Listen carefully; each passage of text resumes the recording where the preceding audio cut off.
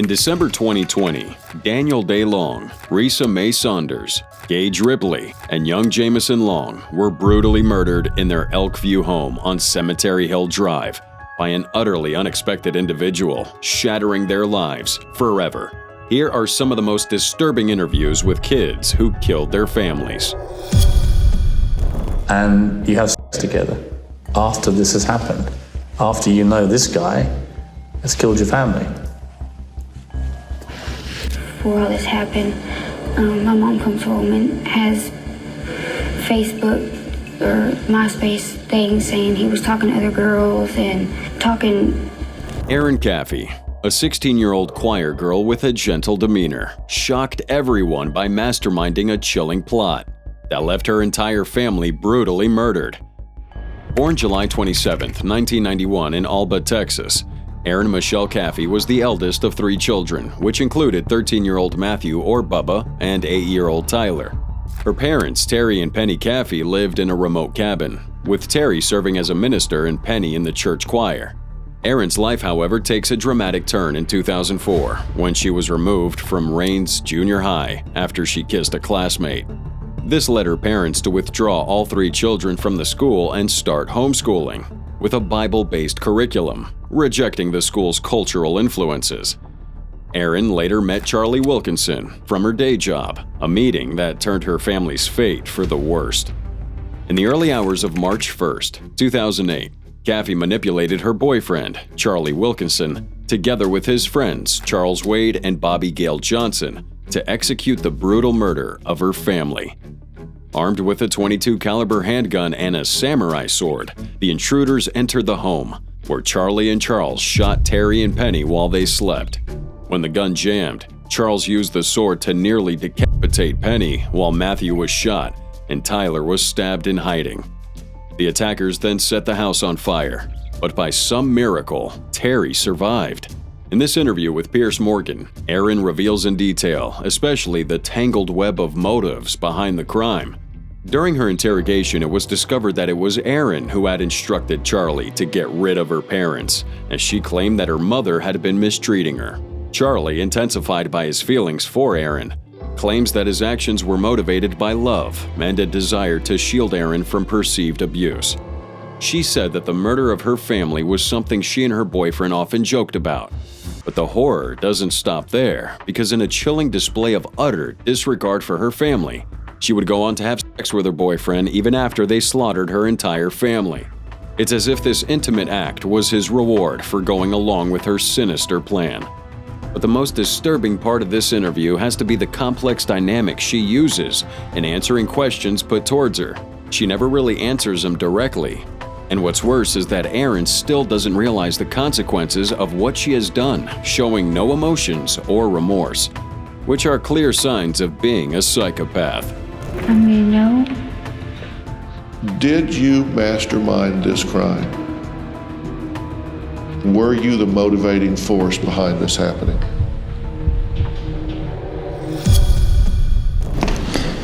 I killed my mom in her sleep when On the 10th of August, 2012, reports were made about a house on fire in Hendersonville, Tennessee, Summer County.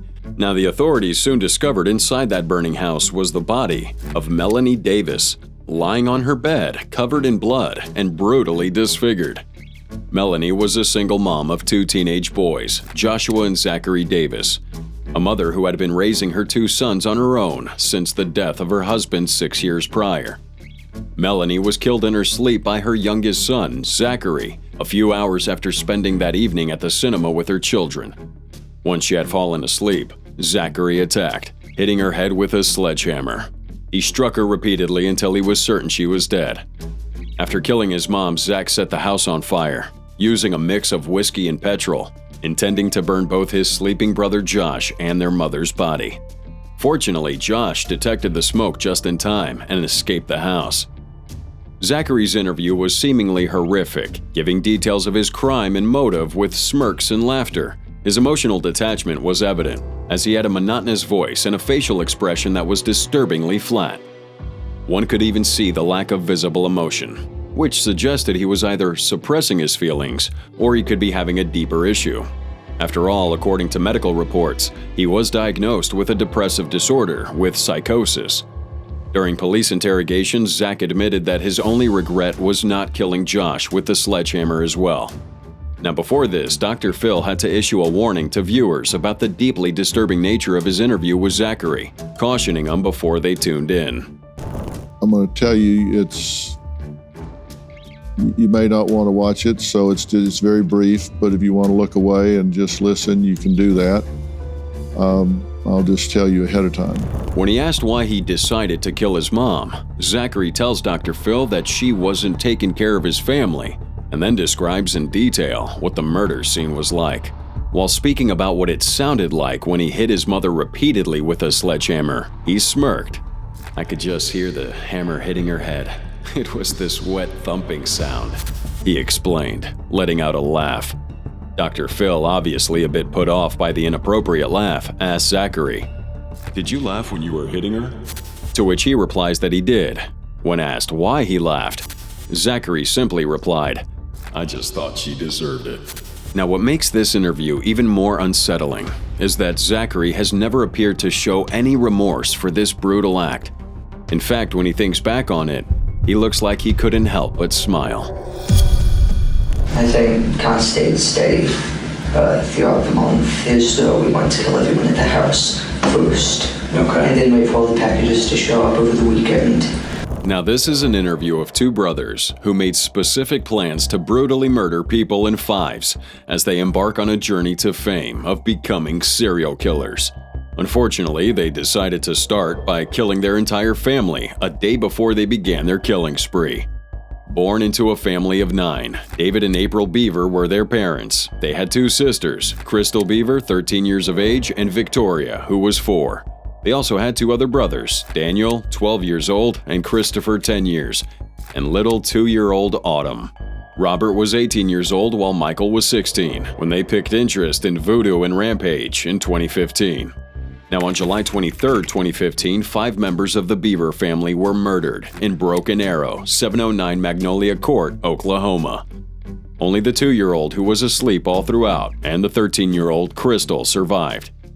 Michael Bever gave a detailed description of how this ambition started and how they eliminated their entire family.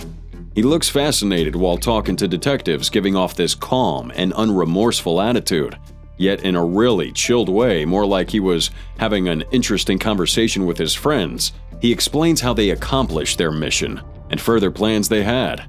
This kid was cold and smart. You could literally feel his amazement. Michael explains how Robert quit his job in a tech firm and started buying weapons, sophisticated ones at that, and even body armor. He gives details explaining that it wasn't until the 30th of June that Robert could get a gun seller, as every other thing was bought from eBay and Amazon. Michael said that they had a journal where they kept their plans, and Robert hid that journal under his pillow. Now their motives are just as disturbing as the gruesome crime itself. According to Michael, Robert wanted to kill for 2 reasons. First, his hate for people who think society is pointless, and second is to beat the records of famous killers like the Columbine shooters, who killed over 15 people, and Thomas, a guy that shot a theater in Colorado and took about over 12 people. Robert's goal was to collect 50 human lives. Meanwhile, Michael was just as excited, saying that he enjoyed the idea of people getting killed. And in his own words, he said, "It is interesting." It's a Glock. Are you sure it's a Glock? It looks like a Smith & Wesson, but it also looks like a Glock. That's a compelling interview of a 16-year-old with some serious displays of sociopathy. From being in denial at the beginning of the interrogation to demonstrating a sophisticated knowledge of firearms, Gavin Smith was born on June 17, 2004, in Kanawha County, West Virginia, where he was found guilty of murdering his entire family, which included his brother who was still in his crib. Gavin lived with his mom, Risa Mae Saunders, stepfather, Daniel Dale Long, and 2 younger brothers, Gage Ripley and Jameson Long, in Elkview, West Virginia, until their horrific death. Gavin had taken his time. He had days and weeks to devise his plan to kill his family, and he would do all this claiming it was for love and to spend more time with his girlfriend, Rebecca Lynn Walker, who was 17 years old. At the time of the murder, they were about 9 months in their relationship, and he sure got the greatest motivation and encouragement while Rebecca urges him to execute his horrendous plans on his family through FaceTime, saying, "Hurry up and do it already." If that isn't pure evil, I wonder what is. He said in his interview that he and Rebecca had kicked off their relationship on social media since it was during COVID, and that they usually talked on Snapchat and Instagram. He then finally confessed to the murder of his family with reasons, stating that his mother and stepfather, whom he shot in the head, had abused him, especially his stepfather, saying that he abused him sexually and physically. He then shot his brother Gage in the head as he laid at the foot of the bed in their parents' room. According to him, his brother Jameson's cries upset him so much that he felt compelled to slit his throat before also shooting him in the head while he was still in his crib. The bodies were discovered by concerned friends of the family, who, after unsuccessful attempts to contact him, went to their house and found the gruesome scene days after the murders. Smith was found by law enforcement 4 days after the murder, hiding behind a dresser in a third-floor room of a house on River Haven Road in Clendenin. However, articles of clothing on and near him tested positive for the presence of blood. Cool. Christopher and Cameron Irvin, once seen as kind and gentle, shocked loved ones and authorities with a chilling crime scene against their parents, leaving friends and family questioning what drove these seemingly innocent young men to commit such a heinous act of betrayal. Born in 1993 and 98 respectively, Christopher and Cameron Irvin were the only children of Zachary and Yvonne Irvin. They lived in a 2-story home in a middle-class suburb of Atlanta, Georgia. Now, Christopher was a political science major at Georgia State with an impressive 4.0 GPA. His academic prowess was evident as he supported himself financially with various jobs, including a retail associate position at Spencer's Gifts and also an Abercrombie & Fitch model. Now, despite earning a second-team All-County lineman spot, he would quit football after a year at the University of Charleston due to overwhelming stress. In contrast, Cameron, a graduate of Shiloh High School, had followed his older brother onto the football field. But in the end, he chose music and joined the marching band. This decision, coupled with his and Christopher's disinterest in football, created a rift between the siblings and their father, Zachary. At 4 a.m. on September 5, 2015, in the stillness of the morning, a horrific plan was set in motion, forever changing the fate of the Irvin family home. Christopher and Cameron, fueled by a dark intent, drugged their unsuspecting parents during dinner. Then the brothers crept into their bedroom, smothering and strangling them with pillows and plastic bags. The assault escalated into a brutal frenzy, with their father ending up being stabbed multiple times and their mother bludgeoned with a shotgun. In a twisted bid to ensure their mother's demise, the brothers covered her face in saran wrap. But their cruelty wouldn't stop there. They attempted to incinerate the evidence, setting the house ablaze by letting the gas run and lighting candles throughout to hide their horrific act. Miraculously, the parents defied the odds and clung to life, surviving this brutal assault. I mean, it really wasn't my fault, but whatever. So, I mean, ever since then, like, I don't know, communication is just weird. During interrogation, the brothers revealed a shocking motive: deep-seated resentment from feeling neglected in their childhood. They explained that their parents were so focused on football that they felt unloved and overlooked. Christopher said football was the only family bond they had, and quitting disappointed their parents. Cameron shared that his father made him feel worthless after he quit, despite returning to the sport to win his approval. The emotional distance from their parents left them feeling abandoned. And chillingly, the brothers admitted that they were fully prepared to carry out their brutal scheme to the very end. Also, right now at 8, a 16-year-old is behind bars accused of murdering her mom and her mother's boyfriend. Police say the motive: the teen did not like their 20-year age gap. And even though she is a minor, we are going to use her name because of the nature and severity of these alleged crimes. And it is a tough one to talk about because she is being tried as an adult. Around midnight on Sunday, July 7th, a teenager called 911 to report the deaths of her mom and her mom's boyfriend. But instead of confessing to the crime, she claimed that an intruder had broken into their home and killed him. When the police arrived at the scene, they found both victims had been shot, something the teen hadn't mentioned during her 911 call. Grace Egler, a 16-year-old girl, faces 2 counts of first-degree murder charges. After Kelly McCollum, her 38-year-old mom, and her mom's 22-year-old boyfriend, Matthew Zenrock, were found dead at her home in Palm Bay, Florida. The police found Zenrock's body in the bathroom, and he'd been shot and stabbed. Meanwhile, McCollum's body was found in the living room. A sworn statement, otherwise known as an affidavit, states that Grace Egler told her mom and her mom's boyfriend, "Welcome home," when they walked through the front door. She claimed she already had a knife she took from the kitchen, broke into her mom's room, and stole her mom's .38 caliber revolver while they were out. It was after this that she shot McCollum more than once, before repeatedly unloading on Zenrock as he pleaded with her to stop. Egler then followed Matthew into the bathroom where he retreated and began stabbing him repeatedly, before reloading the gun after he asked her to put him out of his misery and shot him in his head. It's really disturbing to think that Grace had imagined a horror movie in her mind and wanted to play it out, as she waited for him to return and greet him with a gun in hand and a knife in a pocket. There must have been a really good motive for such a bold step by a 16-year-old.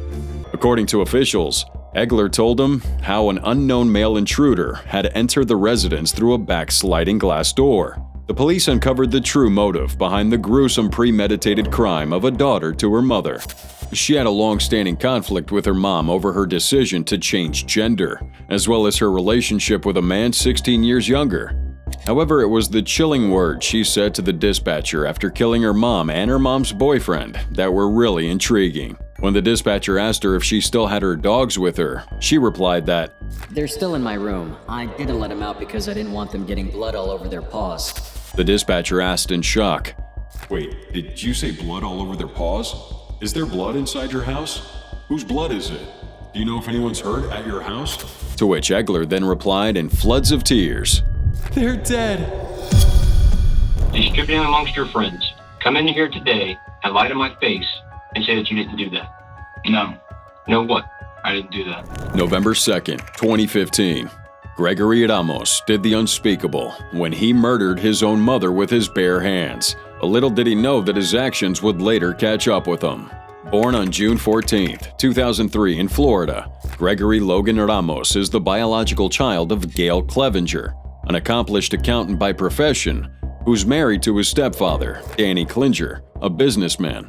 Now, they lived in their family house at 35 Alcant Road in DeBerry, Florida.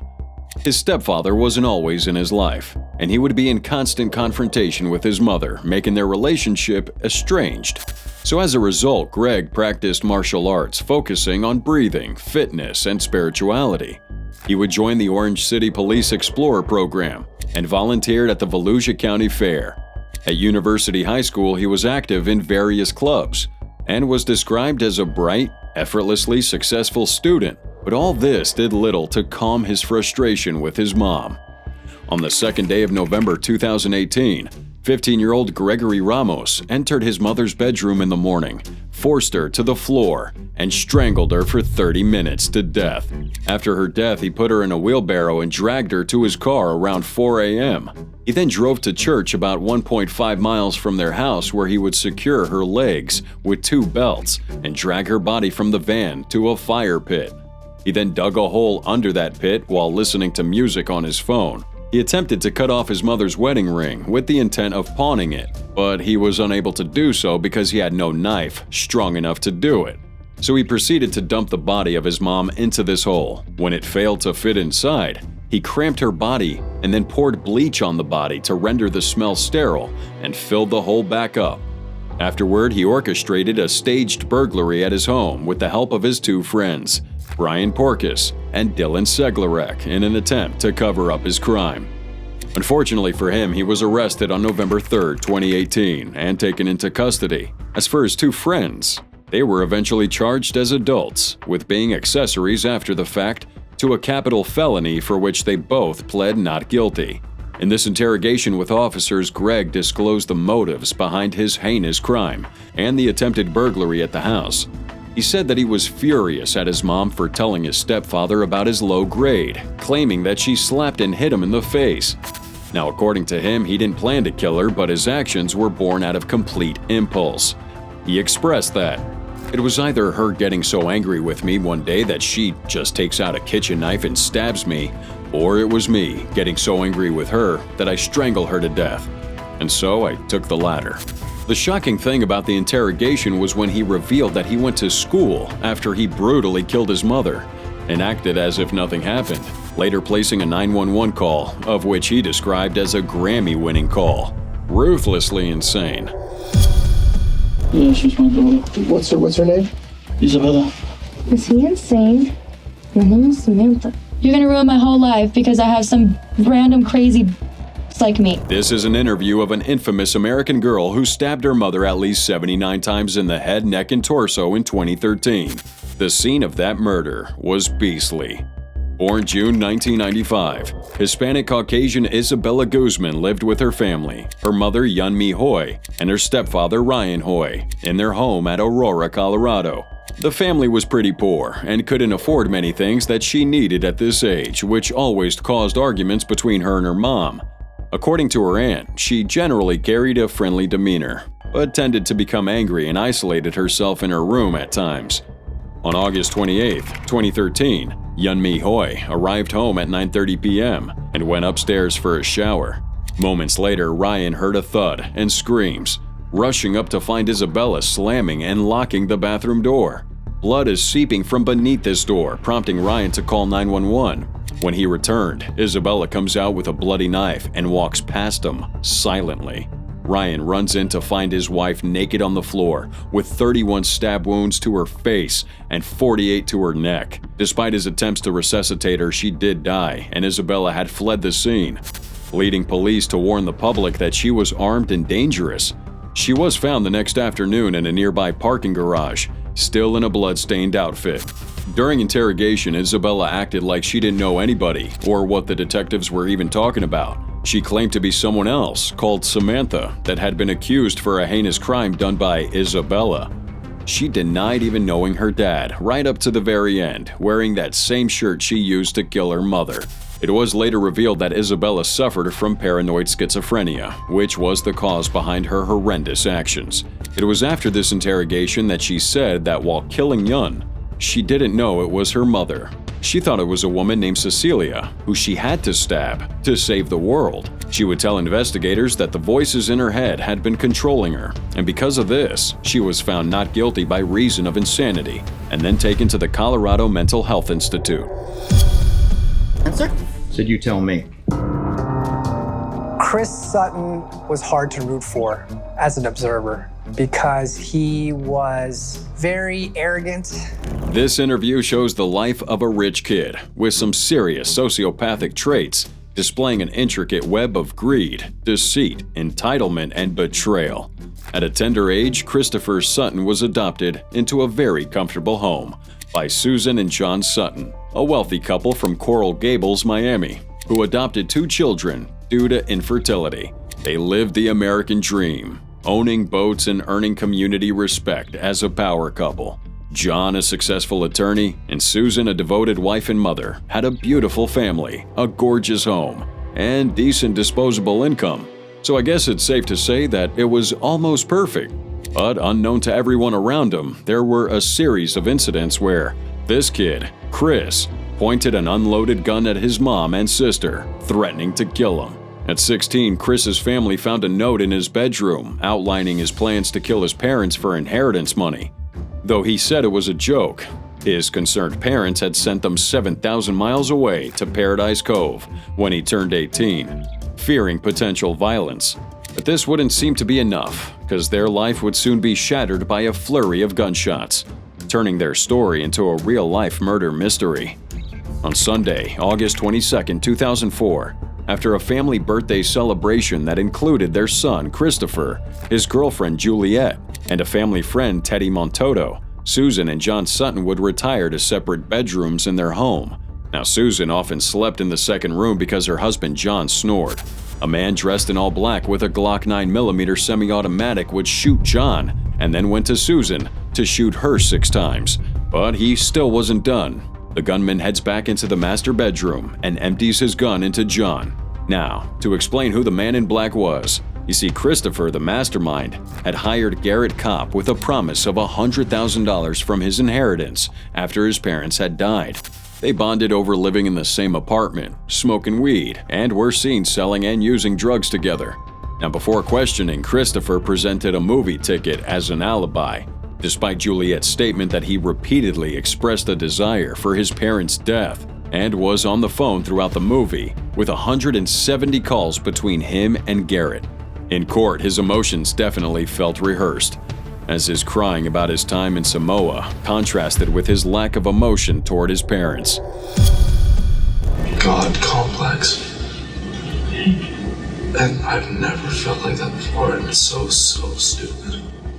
So stupid. In an outburst of a psychedelic bad trip, 19-year-old college student Thomas Chan found himself trapped in a distorted reality, where he was overwhelmed by delusions resulting from the consumption of too many magic mushrooms, with his mind spiraling out of control. Thomas Chan was a typical 19-year-old from Peterborough, Ontario, Canada, and he was known for his rugby talent. Unfortunately, repeated concussions forced him to quit the sport, and this impacted his academic performance greatly. Despite the setback, he managed to attend college in St. Lawrence and seemed to be doing well.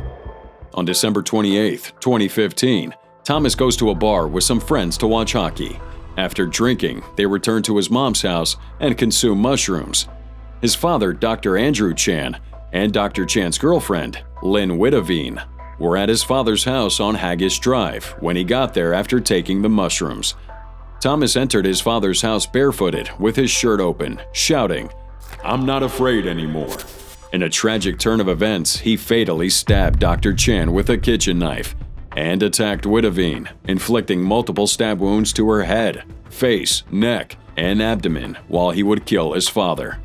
As the chaos unfolded, Thomas was found on his front porch, kneeling and proclaiming that he was on a divine mission and needed to do the work of God. His delusions were so intense that only the arrival of the police and the act of fettering could contain the situation. During the interrogations, he told the detective that he thought his dad was the devil and everyone had been taken over by the devil. He felt an immediate control, as though he was God. However, in the space of consciousness, his honest intentions were to run to his dad for help, not to kill him or hurt anyone. He stated that he could see his loved ones who were trying to help him turn aggressive, so he just needed to run to his dad for help. This surreal encounter was a stark reminder of the unpredictable effects of hallucinogens.